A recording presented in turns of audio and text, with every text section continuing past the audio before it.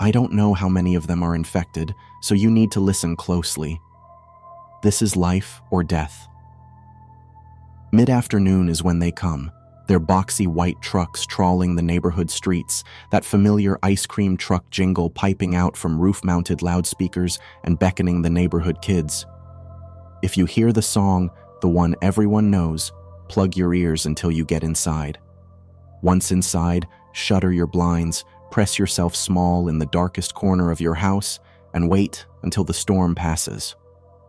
And whatever you do, don't let your children near the truck. I don't know how it started, or if it'll end. I don't think it will. But all that matters is that you follow the rules. It's an incomplete list. I don't know everything, and I don't want to. But I know enough to make a survival guide that might spare others the ruin that's torn my family to shreds. So if you want to stay alive, pay attention. 1. Plug your ears if you hear the jingle. Make sure your kids do too. If they can hear it, the truck will draw them like a magnet. If that happens, it's already too late. 2. If your child steps up to the truck, turn and run. They're as good as gone. There's no use trying to save them. It's a cowardly thing, but save yourself. 3. The previous rule holds more importance if you have other family. If you're gone too, they'll come looking, and the truck will be waiting. 4. If, by some miracle, you see the truck with time enough to escape, don't look at the driver. Don't try to look at the driver. If you see it, hurry inside and ignore the jingle. 5. Finally, if your child is taken but you manage to escape, be prepared. The thing that comes home later that night is not them. Ignore it. It will go away. I learned this the hard way. I guess I sound crazy. I wish I was. Wish it were all some fucked up fever dream that I could sweat out in a scalding shower and forget. I get it. My word carries no credence. Maybe if I tell you what happened, you'll actually listen. It was a Friday, and it was the end of a perfect summer. The whole world seemed captured in amber. My daughter and wife were off doing a girls' day, and my son and I were doing a boys' one. The kids were both 8, twins if you're wondering, and still in that phase where hanging out with mom and dad was fun. We were strolling back from the park when a familiar jingle pealed out through the neighborhood. The ice cream man had found his way to our little slice of suburbia. My son Kyle's blue eyes went wide, a little tug of blonde hair shifting over them as he looked up at me. He didn't even need to ask. "Sure, bud," I said with a grin. He bounced with excitement, pounded off down the sidewalk as the boxy white Mr. Frosty's ice cream truck turned the corner and trundled up our quiet suburban tract. It crunched to a stop beside my son, maybe 25 feet from me. I watched as Kyle took his place beneath the little awning, his wide eyes scanning the menu. I couldn't see the driver. The window was tinted, but there must have been someone inside because the serving window scraped open. I shouldn't have been able to hear it from where I was, but I could. The awful sound of abused metal screeching on rusty rollers. The inside of the truck was drenched in shadow. Like the slant of afternoon sunlight didn't match that deep, inky darkness in battle. I should have sensed something was wrong. It felt off. Felt cold all of the sudden, like that truck had sent a chilly wind biting up the street. Up until then, I had been taking my time joining my boy, leisurely motoring up the sidewalk without a care in the world. Then that chill nibbled through my bones. It triggered something visceral. An air raid siren went howling through my head. Every fiber of my being screaming at me that something was off. And for the first time in my life, I reacted without thought. I don't know why I did it, but I fell into a sprint. A full-tilt, blind bottle rush down the sidewalk. My chest squeezed tight. My swollen, thundering heart fought my lungs for space in a ribcage that was too tiny and full of drying cement. The houses, the upper-middle-class family homes with white trim and manicured lawns, shifted into a colorful blur as I bombed up the sidewalk. My legs scissored beneath me, my arms pumped. My cold breath whip-cracked through my shrinking lungs. I don't think Kyle heard me. I didn't yell, didn't scream for him to back away. My throat was full of gluey breath, nothing more, nothing less. There would be no sound coming from me other than the shrill whistle of air sawing through my lungs. Kyle might have heard the slap thud of my sneakers hammering the sidewalk, but I don't think he heard that either. He sensed something was wrong, sensed it with that preternatural ability afforded only to children, the one that tells them when mom and dad are fighting, even when they can't hear it from across the house. He turned, his blonde hair whipping in the wind. He looked at me with those piercing blue eyes. Blue, like two little oceans cooling off a face of sunshine. And then the ice cream man took him. The mass of spider legs exploded out of the darkness and sucked my son through the window like shrink wrap through a vacuum cleaner. He snapped back like a rag doll in the seething tangle of hairy, jointed feelers.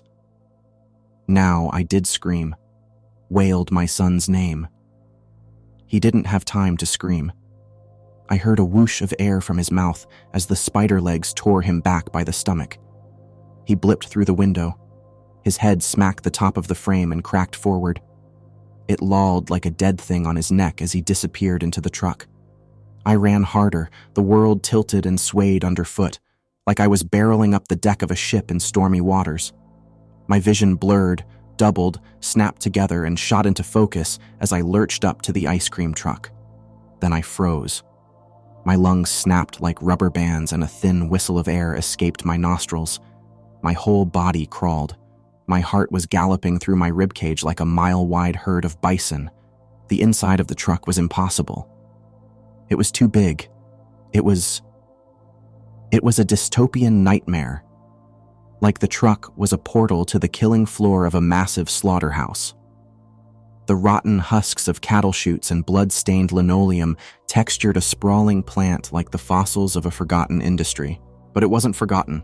It was dark, soaked in shadow, but I could see their pale, fragile shapes limping along for slaughter. Faces slack, eyes glazed, like broken, violated dolls. The livestock was children, hundreds of them, caked in their own filth, shuffling along chutes while hulking figures in blood-stained aprons and USGI cold-weather masks butchered them alive. There were no screams. That was the worst part. It was deadly silent. Just the weak shuffle of feet, the wet tear of curved knives opening throats, the syrupy slap of blood hitting the floor. The dead were hoisted ankle up on a conveyor system, like at a dry cleaner's, which zipped them off through a darkened portal into the unknown, a hot trail of blood still spraying from their severed necks. I couldn't breathe. I couldn't blink. I felt my stomach churning with nausea, a hot rush of vomit threatening its way up. Then something grabbed out at me. I jumped back and screamed as the pale little hand reached for his daddy. It was Kyle, his head pitched at a wrong angle on his broken neck. His eyes were dead, but there was still a little piece of him buried somewhere in there, because he said a single word in a voice I would never hear again. Run. Then he slammed closed the serving window. As it cracked shut, I saw the mass of spider legs encircle him from behind like interlacing fingers. The hairy legs covered his mouth, his eyes, tore him backwards and sent him into the slaughter line. Then the truck was driving off, the ice cream jingle crackling cheerfully from its roof-mounted speaker. It growled up the street, turned, and disappeared from view, carrying off my only son for good. I'll never forget the way my wife screamed when she came home. When I told her what had happened among the mess of hellish police lights and detectives in cheap suits, her face crumpled. She dropped to her knees and howled for her son. I hugged my daughter and cried into her blonde curls. The first 24 hours are the most important in abduction cases. But I knew that didn't matter. Knew what I'd seen, knew my boy was gone for good. Which, as it turned out, wasn't entirely the case. But I knew it just the same on the afternoon that Kyle stopped for ice cream. I didn't tell the detectives what I had seen. How could I? They would have thought I was spinning tall tales to disabuse my guilty conscience of the fact that I had hurt my only boy, and they would have slammed me into an interrogation cell as the lead suspect. So, I lied, told them a Mr. Frosty's ice cream truck had taken him. They put out a statewide APB. They found nothing. Me and my wife Jessica didn't sleep that night. Her face was puffy, eyes red with tears. Maya understood what was happening. Of course she did. Despite being 8, she was smart as hell and quick to catch on. She also knew that Mom and Dad needed to be alone, so she put herself to bed without much fuss. I was numb. My whole body was cold. It was a sick lie, giving my wife any hope. I knew deep down, deep in the furthest pits of my stomach, that our son was dead. All those children were dead, blindly shuffled up the murder chute to those massive things in bloody aprons, with their gore-drenched knives and their horrific USGI cold-weather masks. My wife had said something. I looked up at her. What? She blew snot into a tissue, crumpled it up. Kyle's out there. We should be looking for him, trying to find that truck. She cut me an accusing glare. She blamed me. I knew she did, which wasn't her fault. The police said I stopped mid-sentence. My daughter's pale shape, gowned in her PJ onesie, clutching her pink blanket, had appeared in the doorway. Honey? I rose and swept Maya up. She looked at me, her eyes wide with fear. Of me? Number, I knew at that instant what she was afraid of. He's home, Daddy, she said. Kyle's home. The thing at the back door wasn't our son. It looked like Kyle. It walked like him. It wasn't him. It was pale, drenched in mud, its eyes cold and dead, not the warm ocean puddles they had been before, but 2 icy marbles that could freeze with a look. My wife sobbed, wrapped Kyle in an embrace. He didn't hug back. Those 2 cold eyes were pinned on me, a knowing smile breaking his face. Why'd you do it, Daddy? He said as we led him into the living room. I could feel Maya's body tense up against mine.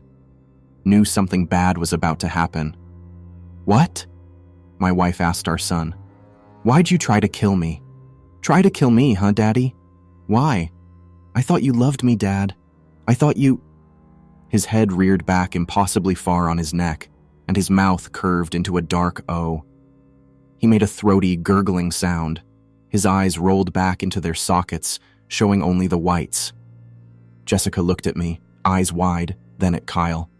I don't think she realized she had started backing up. I don't think I did, either. We backed into the living room, Kyle bearing down on us, forcing us back. Maya had started to sob into my shirt. Her tears, warm and salty, were warming my chest. The O of Kyle's mouth continued to expand, drawing further and further as he spoke again. Only this time his lips didn't move, and the voice, deeper, warped, like the words of a demon from the mouth of the possessed, came hissing out of his throat. Why, Dad? Why'd you fucking do it?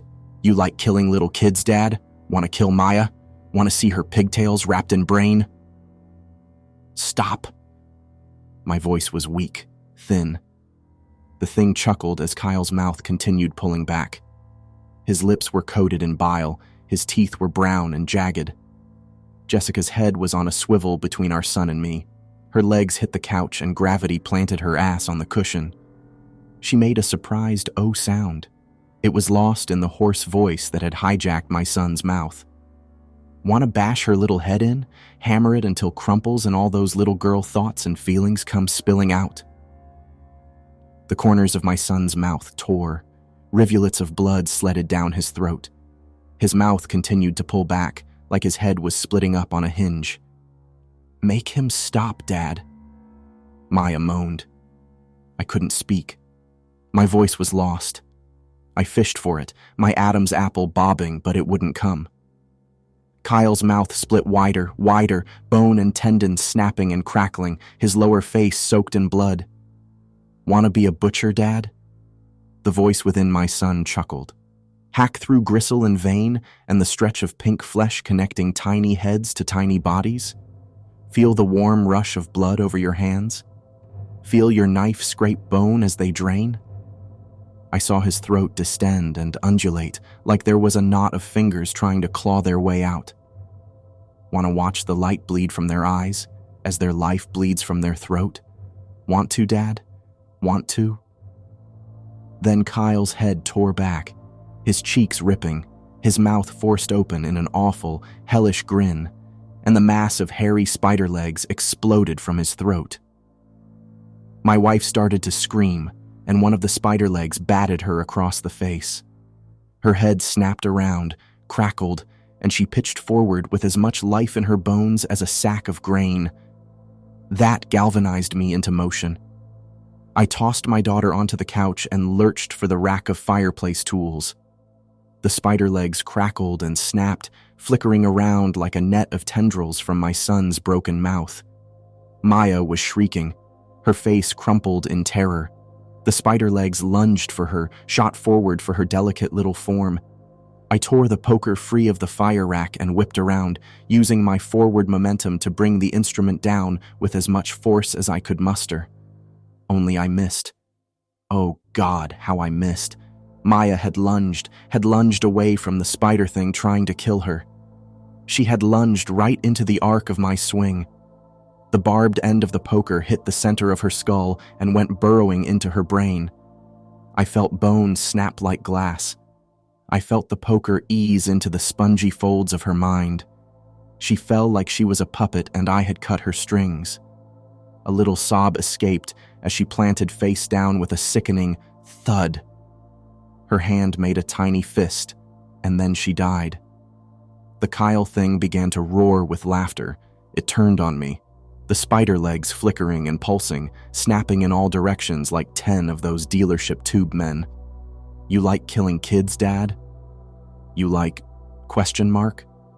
Kyle let out a surprised gasp. The spider legs snapped erect like soldiers at attention as the animation drained from my son's face. The end of the poker, which I'd wrenched free of Maya's broken mind, was now jutting from my son's left eye. His ocean blue eyeball had deflated.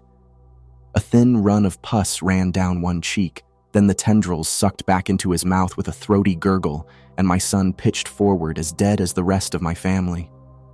I stood there, misted in my children's blood, and started to cry. I can hear the sirens getting closer. I write this as a warning, a pleading cry for others to listen. I'm not looking for absolution. I'm broken. A man ruined by the ice cream truck that rode in on a hot summer day. I'm sure you'll see my name bolded in the paper conjoined to some variation of the term family annihilator. But it wasn't me. I bear blame. God, how I do. But it wasn't all me. Please don't make the same mistakes I did, and if your kids ask for ice cream, buy them a tub of the store-bought stuff. It's just as good.